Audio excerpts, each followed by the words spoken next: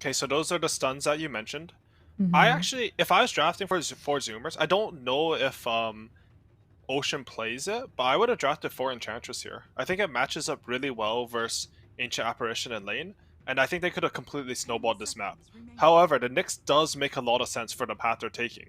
You were talking all about, you know, you need to stun them, they have all these big ultimates, you know, they have Eclipse, Egg, and Doom. One of the hardest heroes on the map to dodge is going to be Nyx Assassin. He's just going to catch you. Ooh. That's a good pick. Uh, That's a good pick. And there comes the voice lines. You know, every time some cheese comes out into the game, voice lines. And that means this Axe is going to be the position 1 hero for Tomato Zoomers. Ooh, this is looking rough. I mean, they do have the last pick. I just not sure what they're gonna get to try and deal with this brood now. Like, it's okay to have the Luna in the lane until the brood's level 6. The Luna should be able to do well in terms of denying creeps and delaying the brood 6. But as soon as brood 6, you gotta get out of there, go jungle, sacrifice the bottom tower. But they're gonna need something that can kill spiders, like I don't know, Pangolier. For a mid laner, Ember Spirit is already banned out. Yep. Undying got this brood on like pick number 18, so that's really rough too, man. Has Brood been picked at all in the North American qualifiers? I've seen Brood banned a lot in the last couple of Saberlight days. played it in, I believe, their first series. I think they wanted to showcase that they can play Brood to every team, so that people are going to be scared of it. A lot of these teams who are favored coming into the tournament, especially in games where they know like they're going to win, if they play like even at 80%, they will instantly showcase like some of their cheeses if they're not like super confident in it, just so other people will be afraid of it and have to force bans out on those heroes just because like, oh, they might pick Brood or Techies, just like kind of scare them. That's Yeah, I think the classic one with that was teams would pick Isle, and then it would literally get banned against them for every game because everyone's terrified of playing against Isle. Or you never how get to play about versus it. AUI 2015 TI5 Techies? Yeah. That hero was broken though, so... That was, but AUI, if he sees the ban in the first phase, back then there was only... it's the same. Five total two bans. Heroes. So, yeah, there's 2 5 heroes total first bans, phase, but there's 5 2 total heroes bans first only. phase, and every team had to like ban his Techies. That I don't think he was even like super excited to play. He's just happy that there's a ban being wasted. Techies. Yeah, and he'll play like anything else. Like, yes, Techies is gone. I don't have to play it. He's actually happy for himself, and that's what's going on right now. To be fair, we would have first picked it if it was in the pool, but I hated Techies. Like, that hero should not be in Dota. It's not a real Dota hero. I only enjoy the aspect where when you pick Techies, everyone else stops having fun, and you're the only one that gets to play the game. That's really fun and entertaining. But, the game lasts forever. Why do you think Sir Action Slack recruited you? He thought you were going to play Techies for them. Now you're saying this? God. If we didn't just like feed horribly and lose 2-0, we might have played Techies. But like we were just so terrible and pathetic, like we couldn't get out a win. Yeah. There's a lot of people who Techie spammers, they consider AUI to be their god. He brought them Aegis, and I'm the god of now they're all pass. sad. They all feel like their god is sad and not real because he doesn't even like the hero. Oh my god. So quick question. Oh, sorry. I had a quick question. Undying and 4 Zoomers switch sides, Radiant and Dire, right? Do either of these teams prefer a side or not? Do you know which side's better right now, Theban? We've just been taking Radiant on our college, but I said, I don't know. I have no preference. I think Zoomers prefer Radiant. That I know. I'm not entirely sure about Undying. I think Undying don't mind. I do believe that Radiant has an easier time winning lanes. And also being able to control the top side means Roshan controls a lot easier. But Dire has better like neutral camps. So if you have like one of these hard carries, Terrorblade, Luna, Medusa, you really like Dire side just to be able to like farm so fast, and the map is like the camps are closer to each other. Plus the bottom area of the map is so much safer to farm to, as people don't tend to kick you out of there that frequently. But thank you. So gentlemen, the drafts are complete. What draft do you like better? Well, I like that they picked Sand King. I actually thought it was going to be Sand King mid, but Dying does this cool things where like everything that goes mid versus Lina, that's good versus Brood, I think, is really hard to play the lane. And then like I think Undying's draft, it just puts so much pressure on their opponent. The one thing I don't know about is I'm pretty sure Carry Axe has like a 20 to 30% win rate, like in TI Yeah. qualifiers. So You not know too what? sure. I'm gonna go with Zoomers this game. I actually like their draft this time around. I think the Sankin pick was perfect because they have that hero that can deal with Brood, but also initiate that Blink Stunner that we're looking for. And Gunner is on a hero that can scale really well, plus be a perfect secondary carry. You know, Luna, I feel, is the superior carry in this game as well. I know the Shadow Demon is a problem, but you look at Undying's draft, their team fight looks not good compared to game one. Yeah, and They you have won't. they have to do a lot of like really good small things in this game and like not fail a single team fight, in my opinion. This isn't like the game last game where AA could run around and get kills, right? Like with the Blink Dragonite. Axe is going to be farming Manta, Vanguard Manta before he gets Blink. It's going to be a long time before they have Rio initiation. This game is pretty much, is Saberlight going to take over the game and just ruin all of Four Zoomer's plans? That's what I think this comes down to. All right, it comes down to if Saberlight from Undying can secure game 2 or not. Let's go into game 2 of Four Zoomers versus Undying. Gentlemen, take it away. Thank you, Sumi. Curtis, there's actually some stats here from Knoxville during TI10 qualifiers. Dyer is 94 and 85 ahead. And then first pick is number 2 at 92 to 87. But what really surprised me is Dyer being ahead. In history of Dota, it's always been Radiant, hasn't it? It has been. I think it's a little bit to do with the... Like, if you're picking your carries so early and valuing them so highly, we see, like, Terrorblades, Medusas, Lunas picked super early and banned. Oh, one second. Let's watch this level 1 first. Yeah, this is a very impressive level 1 play here. Moonmeander is going to skill up that disruption to set up the stun for the Lina. Did they Here even kill comes him? Briar. Yep. It's getting real close. Husky is gonna skill the Fire Spirits. He's gonna get frozen in place thanks to that cold feet. That's the first blood gone, but they should be able to get a return kill onto Dubu. Tomato hanging around, watching under his ward.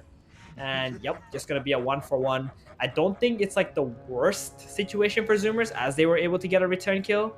And who got the first blood? It was Dubu. So it didn't really matter that much. The mid laner didn't get it. You see, I thought he was gonna skill dive to survive. Because he was alive there. Like, if he skilled 4 dive. bounties though.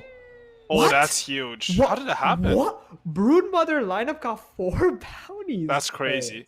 But I think he realized that they're going aggro here because they need to... Like, I was thinking in my head, I see this draft, I'm like, why are they putting Sand side lane? They're going to do Sand King Nyx against any 2 heroes. You're going to lose the lane. But no, they have a plan already. They picked Luna so that they can go aggro tri-lane. Husky's tanking the death to take Fire Spirits because he needs it for the tri-lane. You cannot go into here with dive. And then now this makes a lot of sense. Like, Brax is actually going to be able to play Dota. And I think you're right about the lineups. Like, if Sanky has a good game... Whoa. Saberlight took Q at level 1. Yep. I mean, he's in a 1v1 situation, right? That's cool. Doesn't need the spin webs if he's not in a dual lane. So he's opting for the better build. Have you ever seen this before, though? What is that? The Q at level 1 on Broodmother. Because usually they like run to the lane and pre-web, right? Right. It was common when the Brood first got changed. Okay. But maybe they had a sense that there was the possibility of the tri-lane progressive, so you're just like waiting and seeing what's going on. And I think generally, like, Axe carry is susceptible to tri-lanes. And I think 4 Zoomers knew about that. We played them. We had the Axe carry. It was a terrible pick. Thank you, Pearhouse. But, no, I'm just kidding. But this hero does nothing in tri-lanes. We saw it exposed at the Major even, where Ame was against a tri-lane, and he just got completely crushed. He was like the bottom net worth this core. That was even like some AA Ursprit trash tri-lane. Needs a lot of experience, right, on this Axe hero, especially as a carry. And he's just not... He doesn't do anything to 3 heroes. Like, Battle Hunger is good against 2 heroes because he cut the support down. But he's like... He doesn't have that good stats, and he just doesn't contribute on the side in a tri-lane situation. But right now, he's not doing too shabby, 9-2. Luna has a huge wave coming under the tower, not going to be able to get that Lunar Blessing. This is where the Luna lane gets a little bit better once you got that Blessing leveled up. Husky going to play with Sammy, and on the other side, we see Ocean right up in the jungle, stopping the small camp from being pulled. Moon Meander, he's also de-warding. Okay, he wants to be able to stack the right side as well for his Axe later on. Oh, and that's nice, because it's even an Observer ward, so he's having a pretty good start to his game now. Interesting. So shall we take a look at another lane, as we've been looking at this tri lane for some time right now? Gunnar mid, Doombringer against the Bryle, Lina. I feel like this is a very favored matchup for the Lina. Has 5 denies already, but the Doom shouldn't, it's going to be okay, right? It's just Devour. Just a Devour hero. It's going to get fat no matter what. Yeah, I think Gunnar has actually played this lane quite well. Somehow he got like a big wave into Lina, so he's able to sort of get into his jungle uncontested, but there's just nothing for him to devour right now. Okay, okay, he gets the Hellbur Smasher. That's pretty good. Oh, that's a good one. That's a really... It's like a nuke. You can actually last it with that creep too. Plus you get the attack speed. Very, very nice here. Yeah. But Lina did like control the wave perfectly during that. Yeah. Brown's probably gonna get 4 denies on this wave here. Such a hard... It's really hard lane. Yeah, it is. Lina is the biggest bully. I'm just surprised he didn't go for the level 2 Light Strike Array against Doom. Yeah, I feel like it's quite easy to land. So Brow used to do that build a lot. Like he would do that build versus Embers and DKs and he'd go for the all-in on lane. But the thing about that build is like you can be a bit vulnerable. Like if you don't destroy them in lane, it's not as solid. Like we watched, because I used to play with Brow for a long time. We watched a game of Armel Lina versus CCNC Ember Spirit at TI8, I think, Optic Gaming, and like Armel, he went 2-0-1 versus Ember Spirit, and it was like 40 CS to 5 because you just spam him down. Like you don't need to hit stuns. It's just very reliable. It's just guaranteed. Yeah, exactly. Dragon Slave is just guaranteed. Like you can win the lane like 10% more with the stun, but you're already winning the lane 90 to 10. Like you don't need the 92 to 8%. You know. Yeah, that makes a lot of sense. Maybe because I'm a support, I always like to level it up to level 2. I'm just biased. True. But yeah, top lane, they're going to get disruption onto the Phoenix here. Call from Tomato as well. He's got that 1-1-1 build. Husky going to be able to dive out, but there's poison. He's dead. Super dead. But they're going to turn it around onto Moon. Moon has a nice big magic stick available. Sandboy not going to be pressured up. Ocean is following Moon Meander. Hunger comes out. He's got a stun in 2 seconds. I think if he goes under the tower, he's going to be in a lot of trouble. He's just going to walk away. He's actually getting Tomato away from the Luna. So Sandboy going to be able to pick up this creep wave under the tower safely. So not too bad of an exchange for Zoomers, even though Phoenix did die. Was able to refill Gunnar's bottom mid too. Yeah, that's big for Gunnar. Like as long as you keep him sustained. The thing about Doom mid is you get 3 points into W. You spam on every wave, and then you go jungle the jungle with Devour, and you're gonna be very happy. Like I think he might not even take Doom this game. He'll just opt for another point of Devour. He's just holding the point for now. Yeah, I agree. You just want to, amplify your farming speed. Tomato is in a little bit of an awkward place. It doesn't look like they're gonna go on him as he just picked up the Vanguard. Moon gonna steal another bounty rune. That's already like the second bounty he's stolen this game. Yeah, no, he's beasting it up. He already has some stacks starting. He's feeling good on Shadow Demon. You mean that's a lot? That is a lot of stacks. There's 3 stacks up. He's dewarded 1 cat. He's gonna get another 2 here and check top rune. It's all like. Oh, this is a dream for Bryle. I think Bryle's the one who's take this, right? I think so for sure. Yeah. I feel like accelerating your axe makes no sense. He's gonna hit the jungle with Mantis style. Ocean, he's doing his best to stop it, but. Oh, Husky also coming in here. Moon, he's gonna get the disruption. Dubu here to support, and Gunnar coming in with that level 3 Scorched Earth. He's actually looking to steal some creeps. Moon gonna get chased down by Husky and die. Bryle on the bottom side also gonna be able to pick off the Nyx Assassin. Gunnar, Doom onto the Lina, but there's no real support apart from Husky. Husky's just gonna get right-clicked down here, and that looks like a pretty poor play on Gunnar's end, but maybe he just did that so he can get away. Because he might have just died to Bryle if Bryle decided to focus him down with a Light Strike Array, pin him while waiting for Tomato. Moon refills the ball. I gotta commend Tomato here though. How many carry players would give up their lane 1v1 and sort of run over to secure those stacks? Like it's such a good play. But I'll tell you one thing. If Moon's like, guys, they're coming into our jungle, you're gonna run there with all your heroes. Sure. It's a great play though, right? Because like imagine Axe is in there. I think they killed Alina and they steal the stacks, and suddenly that's like a 2k, legitimately a 2k gold swing because you're stealing so much gold from the opponent. Instead, like they make him waste his first Doom. Now he only has 2 points in Devour. He's a little Pepe sad, and that's feeling good for Undying right now. They also got majority of those creeps anyway. Plus the stacks are still available. and they got 2 kills. So Undying, I feel like they did come out ahead, all things considered. Yeah, and I think Tomato, you know, we said Lina should get the stacks, but let's reward our good plays, you know? You need to give carries positive reinforcement or they won't do the good plays next time. Stupid carries. Oh, I love it. Because you're a carry yourself. That's the best part. Oh, nice steal from Ocean, though. He does reveal he has a ward, but they actually pinged on the cliff, because who would ward into camp here? It's a very sneaky one. They were probably thinking, oh, we're just messing up this stack on this medium camp, but it's actually a real ward. And Ocean, he's just beasting it up. He's blocked 4 camps this game, I think. And he's just being a nuisance. Very annoying. Oh, the creeper! Ooh, he's not gonna get it, and there comes the disruption. Tomato, he's got that Berserker Call available. The creeps are gonna help get some counter helixes off. Ocean, stun. He's gonna try to buy some more time. He's buying so much time. He is buying a lot. Oh, and he's gonna dodge that poison too. 1 stack. Okay, the hunger's gonna destroy him here. Yeah, oh no, Moon steals the kill with the poison pop-up. I mean, he just got tired of this Nyx Assassin just buying so much space, while Husky actually walked in and de-warded a ward. That was a beast play from Ocean. Honestly, I'm a bit surprised he turned into tier 3 there. I thought he was gonna just create like a universe worth of space there, but yeah, he feels, you know, I would feel very happy as Nyx Assassin. You're only going to tier to be a stupid annoying bug.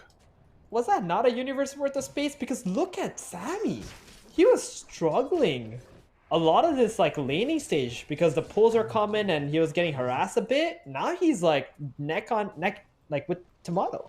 Yeah, that's a good point, actually. Maybe I was undervaluing it because I didn't actually see how much Sammy Boy caught up during that. You know, it's a good play from Axe to go over and help his team secure the stacks. But look at Ocean again. Like, what is this? He's so annoying. He's occupying both these cores right now, making them fall. And they're gonna miss the stun too. This is so frustrating, but they're gonna get the call in the end, and the call. So they do end up killing him off, but that's so much information for Zoomers. The thing is, he gives like 190 gold, maybe a little bit more in AoE to Lina.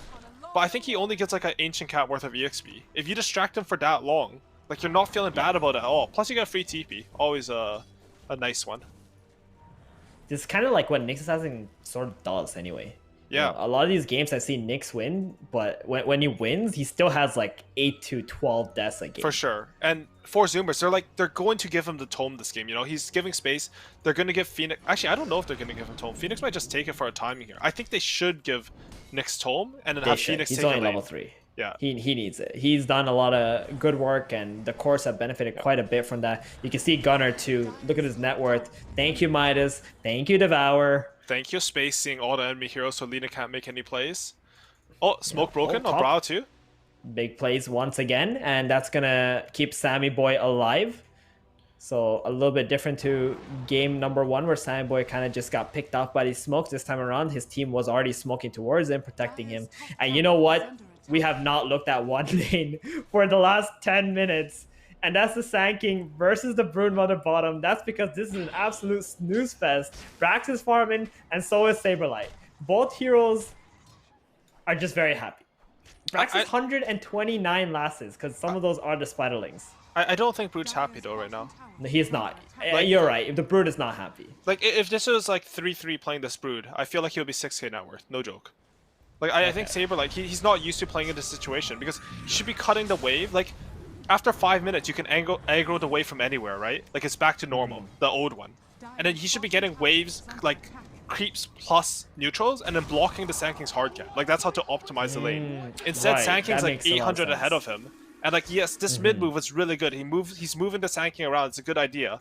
But I don't think he should have this low net worth, to be honest. He's so at the bottom of the what you're telling me low. is he should have been, like, sitting over here, occupying this area, constantly cutting the wave, farming the small camp, like the medium camp, right? After 5 minutes, you can even be here and like thread into mid, and like you send a spider here, block these camps. Sand King gets like 8 creeps a minute bottom, but he's not happy at all. Like this game, like Brax got more than he should have, I think. Oh yeah, Dewey just gets a kill onto Husky there. Husky kind of got stuck in place with a cold feet as Lina didn't make the play. Was it Lina? No. He just got stuck. Yeah, I think it was just, he was going in a bit deep, maybe diving a bit for Dubu, and Axe and A came together to kill him. Like, Saber, he is going to get this bottom tower, but I don't know how much it matters. Like, Wait, Zuby dies again top. And Yep, four that's Zoomers just just smoked up. They're ready to go here. he A just good kind of TP out. walked on out there. And yeah, Tomato, he cannot defend this anymore. He's going to go farm those Ancients. And Gunner, you know, he feels really good with that Doom up. Ocean does have his Vendetta.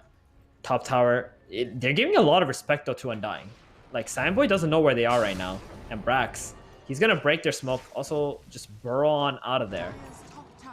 So another failed attempt from Undying. I feel like they're starting to run out of gas, aren't they?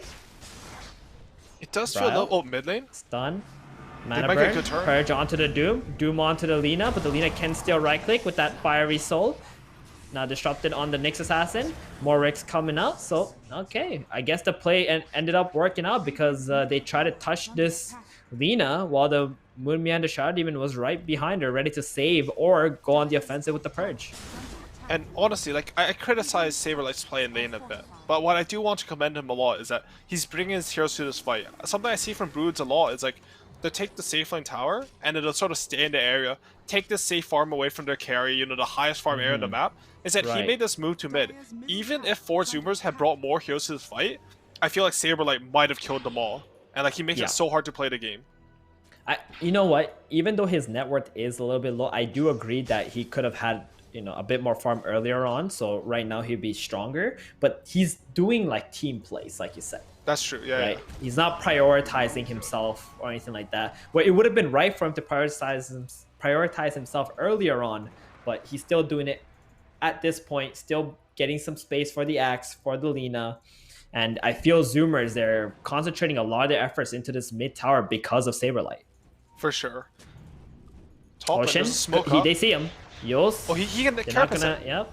Nice blink stun from Brax. That's gonna be the reveal. One Lucent Beam. They get the kill. They do drop the epicenter. Moonmiata did lose quite a bit of damage, quite a bit of HP, and then the Purge. So Sanking just gonna TP out now. Yeah, I think we're gonna see a lot of acceleration here from 4 Zoomers now that Sanking has his blink dagger. We saw that, you know, Axe is farming the triangle, Brood's farming the safe areas bottom. Where can Lina farm? Like, it might be hard for Brau to sort of accelerate as we usually see mid Linas do. Meanwhile, because 4 Zoomers, as you talked about during the draft, they have like a really robust, solid draft, sort of more standard. Like, their formation feels really nice, you know? The supports are like covering for the Luna. Luna's just casually farming Ancients. They have a support getting some EXP and gold on bottom. Everything feels like smooth, you know? It's what you play in pubs.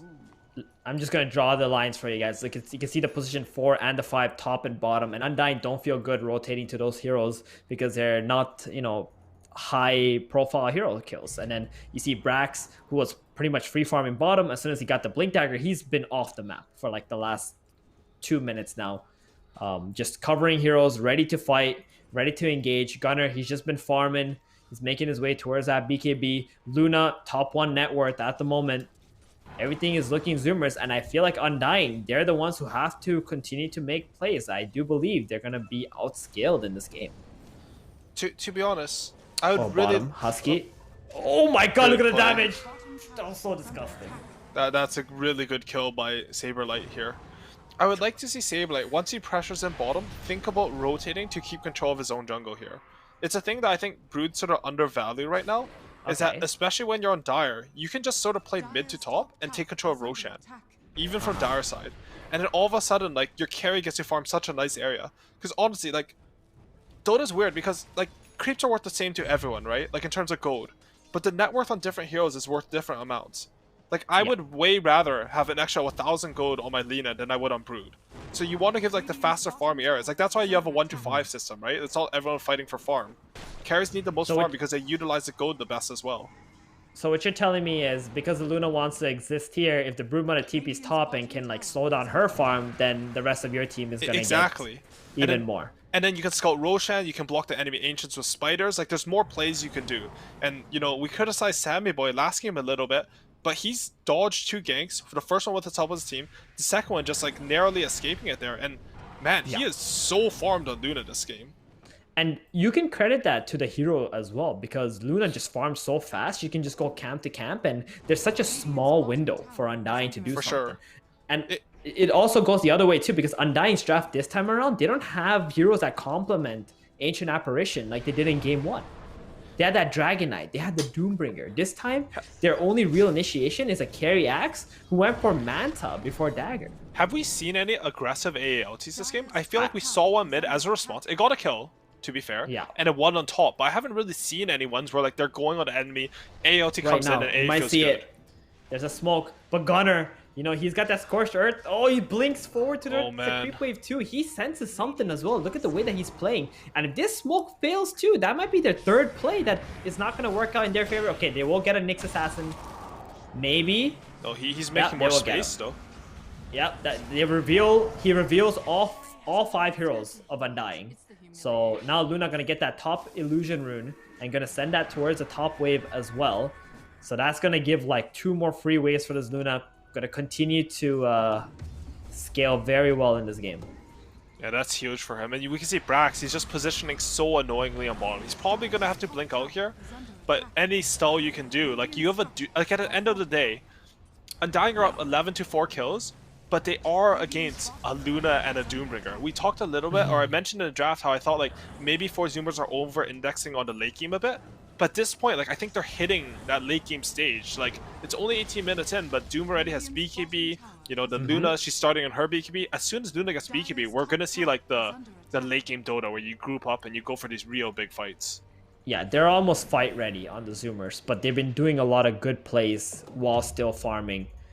Buying their time. Like I said, the bottom play was just to slow down Undying. You know, Sandstorm, you got the Fire Spirits on the Spiders, and it took them like 20-30 more seconds, but for a hero like Luna, that's like 3 camps right there. Yeah, and look at the illusion rune. It did like an extra... They're going in. Doom onto the Lina. They're gonna get the disruption, but I'm not sure that matters. The Epicenter is also gonna come out. Bryle is in total danger. He's absolutely dead. Moon Meander gonna try to get away from this. Brax has another Burrow Strike, and that's gonna be another sweet kill there. Sammy Boy, you know, he doesn't have that BKB, but the Manta and 2 heroes of Undying being dead is gonna give him enough confidence to just go towards this tier 1 tower. They're gonna get that. They're gonna open up the map some more. Broodmother trying to run towards the bottom side, Saberlight, to try and make some kind of space while Zoomers are taking this big mid objective. And Gunner, he's not done yet. He's just going straight for Dubu here. Oh yeah, that's another nice 200 gold kill, oh, 300 gold kill for them.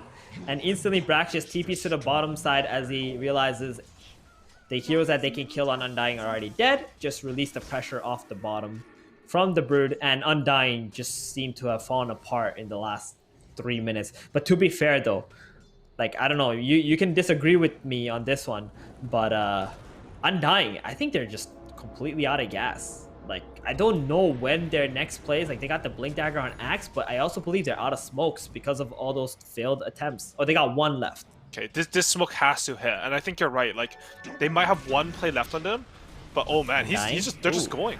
Yep. BKB, he's gonna pop that. Ice Blast is coming out. Oh, the SD is gonna die to the Glaives, but they got the big Doom kill though. The Doom didn't have Doom after all, so he's not gonna mind being dead right now. Is his Midas off cooldown though? Oh, it's on cooldown. Okay, both Devour and Midas are on cooldown. He's feeling like, Value guys, it's okay. I didn't lose anything. And I think you're right about the gassing, because if you look at Undying's lineup, I mean, they can still win this game, I think. Like, they can make really good plays. They have some scale in the Lina and the Axe. But it's hard for Lina to play this game, I feel like. She went for the Yo's BKB, which I 100% think is the right build, pretty much every Lina game. Please don't go lots of greedy items on a mid-hero. Ooh, they saw the smoke. So they're smoking back on Undying. They saw the Zoomer smoke up here. And Sankey reveals the apparition. He doesn't jump right away though. Brax wants a bigger kill. Look at Shadow Demon on it. Oh, they see the Shadow Demon. That's the big kill. Moon Meander all on his own. Axe goes in with the call onto the Phoenix. They want to kill the Phoenix before the egg, and he'll die. Luna as well, gonna get blown up thanks to Brawl coming in from the back. Brax now is in a lot of trouble, and this is the fight that Undying has been looking for. Ocean, he has no way to get away from this, and they're gonna go straight into that Roshan pit. Zoomers maybe jumping the gun a little bit while Doom was still reviving. And that was just a perfect play from Undying though, right? They had to connect that smoke, and they baited the Roshan. You know, you bait the objective, and the enemy thinks they have to fight you. Doom's not ready, and they get a perfect fight there. There it is. I mean, just as I thought they were running out of gas, they get that one fight. right? It's like the last bit left, and this is the refuel that they've been needing. Take the Roshan away from the Zoomers. I feel like if the Luna gets a BKB, they would have went straight into the Roshan pit and secured that, especially with the Phoenix Egg. But now Undying got the Aegis. They got that second life on the Axe, taking it away from the Luna, and now Zoomer's game is looking slightly more awkward as to where they should be playing on the map. It is for sure. And I think it's just a mark of a good team that they recognize, hey, this is our one timing. As soon as Luna gets BKB, this game can get really hard. And, you know, they just go. Moonmeander, he doesn't care about his life. He just walks down mid lane, throws his body in for the boys, and they get a really good fight off that, you know? Two-man Yeah, you think that was three-man like into... on purpose? Where like he just kind of walked in like... there and got jumped on purpose? Or was it like, it's just fortunate Undying were already rotating there? No, I think it was on purpose by Moon. But I think for Zoomers, they got a little like horny when they saw Shadow Demon, you know? They didn't have to commit all their heroes on him. Like, Luna does not have to hit him with physical damage. He's just dead to a Burrow Strike, a Fire Spirit, and like a Luna Beam. And then you like keep your formation. And the Luna not even going for the BKB now. He's going for a Satanic. Versus AA. That makes no sense. Yep. I don't know about that one either. I mean, is he looking to purge something? This has to be straight up wrong, right? Like, I think so. So Satanic is a counter to Shadow Demon because when he purges you, you can't get like Force Staff and stuff. You have to stand and fight with Satanic. But the thing is, I think you can expect to just get He's getting picked off here. Yeah. You know, in the early game, these Nyx deaths were good, but at this point, you don't want to be losing your Nyx anymore because the map is 4 versus 5. You know, Zoomers are just going to constantly run away from you. Tomato gets a jump onto it. Oh, look at these body blocks. Holy smoke, buying so much time. Sanking, boring through the illusions, and now it's going to be Husky who's going to take a fall, and it's 3 versus 5 all of a sudden. Undying right in front of your base. In the tier 2 at the moment. They might just consider going high ground with these 2 supports being dead. Yeah, I think it's one of the best developments in Dota. Oh, blind jump. Oh, very aggressive. They want to get some kind of reaction from Zoomers, and they will, because the Phoenix buys back, and that's going to be enough for Undying to back up. You know, at 24 minutes into the game, they're probably not getting Raxes, or even that tier 3 with the timers on the 2 supports, but making a jump like that has forced the hand of Husky. That was a sick play. He just jumps in, and they instantly started to run. Like, Undying talked about that. They're saying, like, we're just going to poke him here. Force a buyback, get out. It's all pre-planned, so no one overcommits, and they feed kills. And I think this game, like, I was going to say, like, one of my favorite changes about Dota is that they made supports into actual human beings. Like, you get golden items now. Like, if you click on Nyx Assassin, and like, he's going for this, and neutral items, you get a lot of stuff in Dota, you know, ward slots, etc. But what that also means is that you can't keep feeding on support and think you're doing your job. As you were mentioning, like, Nyx is doing his job early. He can feed back then. But as soon as he starts to have a lot of impact to Brawl. Oh, missed the stun though. Oh, that was ugly from Brawl. He got a little too trigger happy there with the stun. Yeah, pausing on Brawl. Pause. Yeah, ping. Okay, maybe that's what it was. But Brawl has an RQ in this fight. Like, I don't think they can take the fight here. Ideally, Husky he beams off the map and he TPs out here. Yeah, exactly. But that was very uncharacteristic though. Yeah, I don't. You know, I played with Brawl for like. I think he's like rank 3 right now too. Like, but I played with Brawl for like over like a year, maybe 2 years in total, and like the thing that's the best about him is like his spell casting and team fighting. He's always on point, so you usually don't see those at all. Exactly. That really was quite surprising. It should have been just a very free Phoenix kill and a very big Phoenix kill, because that would have been a dieback, right? And I think Undying with that Aegis still being up for another minute and 45 would have just went to the height. Butterfly Satanic on Luna here. Like, so he's playing for the 1v5 build, right? Yeah. Like when you go Butterfly Satanic, you're expecting to literally 1v5 the game. I think part of the reason why he's gone for Satanic Butterfly is he feels like if he goes BKB and he gets jumped by Axe, like, BKB won't save him from all the pure damage. Like, I'm trying to theory craft it, because in my head, like, there's no way I buy Satanic first versus AA. It makes no sense. And he also has, like, good jumpers. He has Sanking, Doom, and Nyx Assassin, who can potentially scout out the Ancient Apparition for him. So, like, there is some logic behind his choice. Like, when I immediately see it, like, I just think it's wrong. But the more I think about it, like, you can sort of see some reasoning. I don't know if it's correct yet. Like, we'll see, but you gotta think about it. I suppose like you said with the axe, and you have to like put yourself in their position, right, and see like what he's feeling inside of the game. Because sometimes when people buy items, like it's not logical like when we look at it at first glance, but the feeling in the game is like pushing him towards buy the satanic butterfly build. Like he doesn't think that BKB is gonna actually do anything in these engagements. I think that maybe losing the first Roshan was kind of a big deal too because of it. Because you normally buy BKB so you can get that Aegis, and then you kind of just like snowball the map through it. But because you lost the first Aegis, now you gotta like change your game plan. Yeah, I think so too. Like, it's easy for us, like, you know, we're on our in our ivory tower with full vision to like think about, you have all the time in the world to like think about the player decisions. But Dota's like a really complicated and chaotic game. Sometimes you like make decisions based on like a hint of a feeling you get. Sammy was like, okay, we lost this fight. I will not carry this game if I go BKB. No, not Ocean again. It's a rough one. Another, that's 400 kill for the 400 gold kill for this Tomato Axe, and his net worth has skyrocketed, man. Ever since he's got that Aegis, he's above the Doom and the Luna. Yeah, Aegis on heroes with Manta style that can cut waves just means you can go to like these ridiculous positions and like use your Manta to full effect. It's like one of the best. I mean, obviously Aegis is good for farming, but it's even amplified by that fact.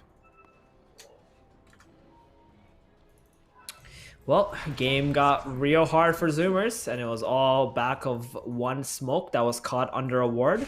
Gunner, it's gonna have to just BKB TP. It doesn't have a TP yet though for 2 more seconds. Oh, actually drops the Doom onto the Lina. I'm not sure about that. Tomato now had enough time to be able to boost the travels in, gets the call onto Gunner. Ice Blast comes through. It doesn't actually hit him on Tomato. Yeah, that's pretty big. Saberlight. Oh, they're gonna drop the egg right now. They want that big Tomato kill, but he's gonna pop the BKB, walk out of there. Now the egg's on cooldown. Zoomers are on the run. They pretty much spent all their big team fight abilities. I don't think they realized Tomato had a BKB. Curtis. No, that was huge from 4 Zoomers there still. Oh, Manta dodge. Call? Nice dodge. Solid. Well played. Give him a tip. Give him a tip. Give him a tip. Tip him. How do you tip your enemy? Wow. I would be screaming tip me. What?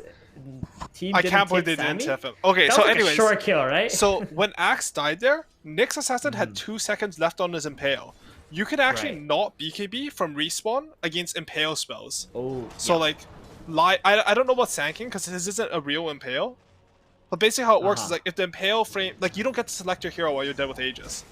And Dota doesn't have stuff happen like at the same time really. There's always an order. So if Impale is already on the ground, oh, jumping Axe. He jumped in without BKB. That was crazy.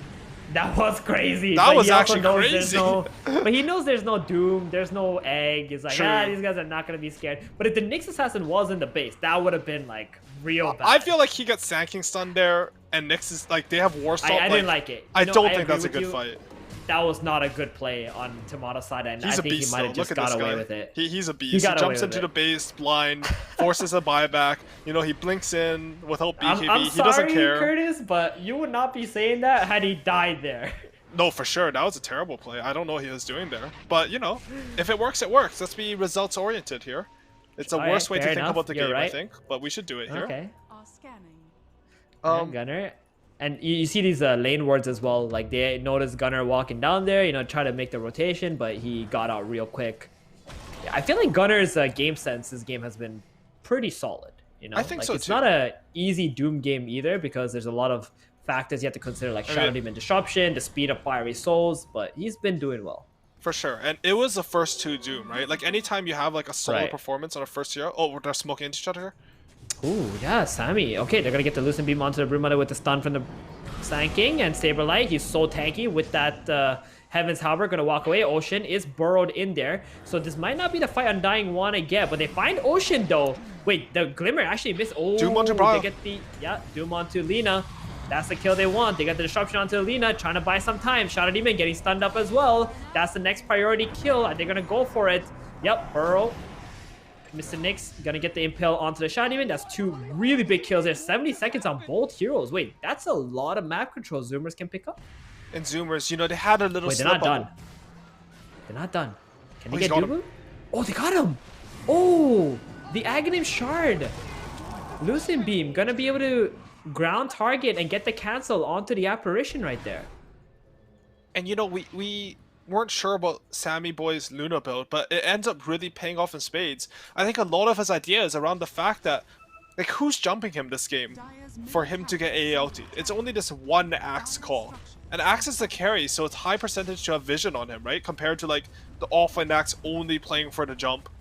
And he didn't get AALT that fight and just convincingly clean it up. Lina is still incredibly susceptible to the Doom. He has a Lincoln's now, but I'm not too sure that'll like really save him. They have a lot to pop it. Yeah, they really do. And if we take a look at their neutral items, like they don't even have the tier 3 items yet on Zoomers. Like they've been constricted into their base for some time now. They're gonna go for the Roshan, but they didn't notice that the Roshan has been up for like what 30 plus seconds now. And Undying have all their heroes alive. They want to contest this, I believe. Browse TPing bottom though. They don't know. Yeah, what? Pepe How did they don't know. I They mean, didn't time it? TI pressure. Like Sometimes you don't know. AA knows. He's ulting it. He's pinging his mid player, but this could be kind of late though. Oh, Simon, but they're getting out. They don't see anybody else on Undying. They're gonna leave this Roshan with 3,000 HP.